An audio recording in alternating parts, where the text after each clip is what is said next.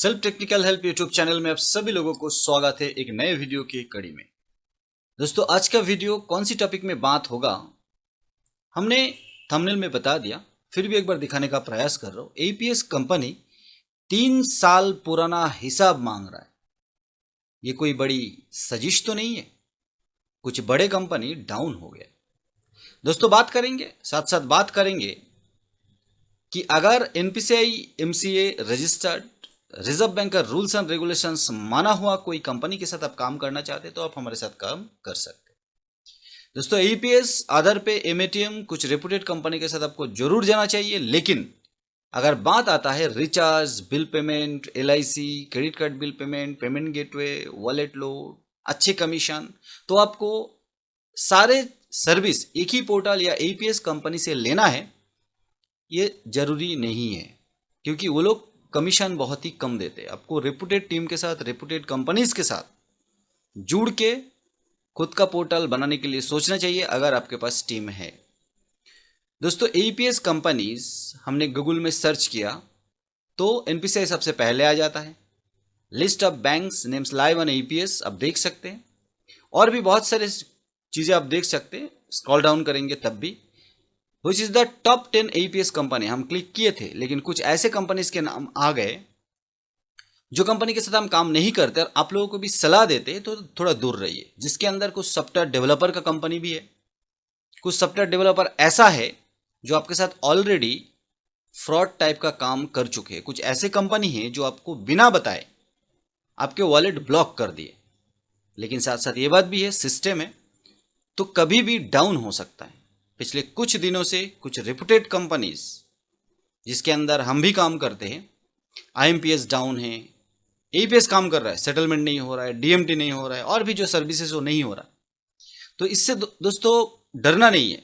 आप अगर अच्छे कंपनीज के साथ हैं तो कोई बैंकिंग इश्यू होगा, बैंक में भी आप जानते हैं सर्वर डाउन होता है तो 1 दिन, 2 दिन, 3 दिन, 4 दिन बीत जाता है। तो टोटल जो सर्वर के ऊपर निर्भर करके जो काम होता है वो कभी भी डाउन हो सकता है, इसके लिए आपको डरना नहीं है। लेकिन साथ साथ ये भी है कि कोई भी एक कंपनी में आपका सारे ट्रांजैक्शन करना नहीं है, और कोशिश करें कि आपके वॉलेट में जो भी एईपीएस का पैसा आता है उसी पोर्टल से बाकी सारे सर्विसेज के माध्यम से निकालने का, और कम से कम शाम से पहले मैक्सिमम पैसा जो अगले दिन सुबह आपकी जरूरत पड़ेगी वो सेटलमेंट कर ले, क्योंकि आपको कैश की जरूरत पड़ता है। और अगर कैश आपके दुकान में बाकी कस्टमर आता है कैश लेके, जो वैल्यू एडेड सर्विस वगैरह लेने के लिए, तो एईपीएस का पैसा खर्चा करें और कैश निकाल ले। कोई भी कंपनी का वॉलेट कभी भी डाउन हो सकता है, आईएमपीएस डाउन हो सकता है, डीएमटी डाउन हो सकता है, तो आपको ये सब बात का ध्यान रखना है। दूसरा जो टॉपिक है, कुछ कंपनियां आपसे पैसा ऐंठने के लिए 3 साल पुराना ट्रांजैक्शन का हवाला देते हुए बोल रहे हैं कि 9,000, 10,000, 12,000, 5,000, 12,000 बोले मतलब 2 ट्रांजैक्शन कि बैंक से सक्सेस तो दिखा दिया था, मतलब जो कंपनी में आप काम करते सक्सेस दिखा दिया, आपने कस्टमर को पैसा दे दिए। लेकिन 3 साल बाद कंपनी बोल रहा है कि उस टाइम वो ट्रांजैक्शन का पैसा कंपनी के पास आया ही नहीं है। ब्लंडर कितना बड़ा, ये सोचिए कितना बड़ा घपला हो सकता है। 3 साल पहले का ट्रांजैक्शन जब बैंक बोलते हैं कि कस्टमर का कोई पैसा आपने विड्रॉल किया एईपीएस पोर्टल से, एज ए एजेंट आपने किया और फेल्ड हुआ, लेकिन कस्टमर के पैसा निकल गए, तो चार्जबैक लगाना पड़ता है। कौन लगाता है? कस्टमर। किसके विरुद्ध लगाता है? ट्रांजैक्शन के विरुद्ध, रेफरेंस के विरुद्ध, रेफरेंस नंबर के विरुद्ध, आरआरएन नंबर के विरुद्ध। और वो आरआरएन नंबर का पैसा जहां पर पड़ा है, एजेंट के वॉलेट के, कंपनी के वॉलेट या एनपीसीआई, 7 से 10 दिन के अंदर कस्टमर के अकाउंट में वापस चला जाता है। 7 दिन, 10 दिन, 15 दिन, 1 महीने हो जाए तो उसके बाद बैंक भी कंप्लेन नहीं लेते, चार्जबैक का कंप्लेन भी नहीं लेते, तुरंत करना चाहिए। 3 साल बाद कोई कंपनी बोल रहा है, और सबसे बड़ी बात है 3 साल पहले कौन आपके पास आया था, पैसा विड्रॉल किया था, उसको आपने दे दिया था, सक्सेस हुआ था तभी आपने दिया था, 10-15 रुपये, 5-10 रुपये कमीशन के चक्कर में 3 साल बाद कंपनी मेल डाल रहा है, कंपनी से कॉल आ रहा है बाकायदा मोबाइल नंबर से, एंड वो बोल रहा है 9,000 का एक ट्रांजैक्शन फेल हुआ, सक्सेस हुआ, आपके वॉलेट में हिट भी कर गया, आपने कस्टमर को दे भी दिया, लेकिन अभी 3 साल बाद कंपनी बोल रहे है वो पैसे बैंक से आया ही नहीं है, अभी कस्टमर को ढूंढो और वो पैसा ला के दो। अब ये जो नंबर से कॉल आ रहा है, कंपनी का आ रहा है या कोई फ्रॉड कर रहा है, और फ्रॉड बंदे कॉल कर रहा है, कोई लेडीज़ कॉल कर रहा है, तो ये डेटा उनके पास गया कहाँ से, ये सब बात ध्यान में रखना है। तो आपको सचेत रहना है, और ये वीडियो बनाने का मकसद ये है कि 3 साल बाद का कोई भी ट्रांजैक्शन का जिम्मेदारी आपका नहीं है। एज ए एजेंट आपने सक्सेस दिखाया, आपके वॉलेट में पैसा आ गया, कस्टमर को आपने पैसा दे दिया, आप वो पैसे को काम में ले लिया, बस बात खत्म।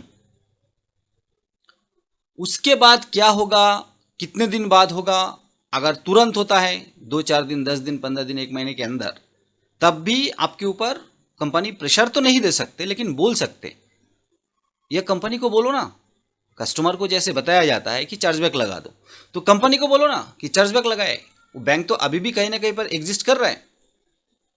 3 साल पहले कोई पैसा आपके अकाउंट से कटा ही नहीं, लेकिन आपने पैसा विड्रॉल किया, वो ट्रांजैक्शन भी तो हिट होगा।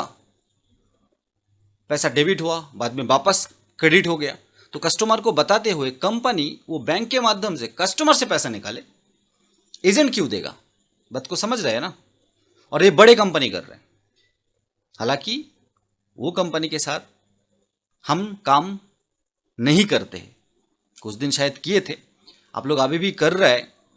जो एक्चुअल कंपनी है, दूसरा एक भाई कंपनी बना के 15 रुपये कमीशन देता है, अलग अलग कारण से वॉलेट से फटाफट कॉल आता है, ऐसा है लेना है, हाँ या ना ने जवाब दे दिया, कॉल कट गया, वॉलेट का पैसा गायब। ऐसा कंपनी है। तो तरह तरह के हथकंडे अपना रहा है, जिसके अंदर 3 साल का कहानी बताते हुए पैसा हटने का प्रयास। अगर कंपनी कर रहा है तब भी गलत। अगर कंपनी का डेटा लीक हुआ या लीक किया गया और फ्रॉड के माध्यम से कॉल आ रहा है, तब भी कंपनी सावधान हो और आप भी सावधान रहें। वीडियो बनाने का मकसद है रेप्यूटेड कंपनी के साथ काम करें, अच्छे टीम के साथ काम करें।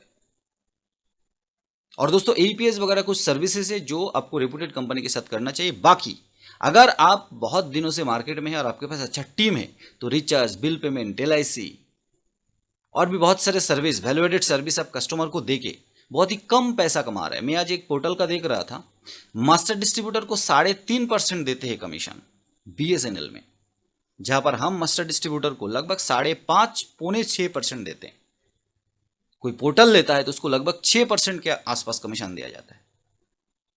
और instant refund, instant success ratio 99.99।